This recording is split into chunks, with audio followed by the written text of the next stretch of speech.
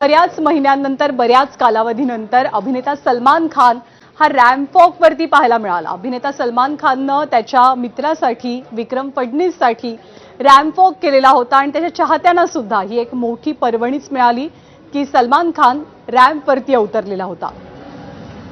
प्रसिद्ध designer fashion designer विक्रम फडणीसच्या fashion show मध्ये सलमान सहभागी झालेला। स्टेजवरती पाऊल टाकताच आपल्या स्वॅगनं सलमाननं सगळ्यांचं लक्ष वेधून घेतलं। कार्यक्रमात अभिनेत्री सुष्मिता सेन आणि जया बच्चन यांची सुद्धा उपस्थिती होती।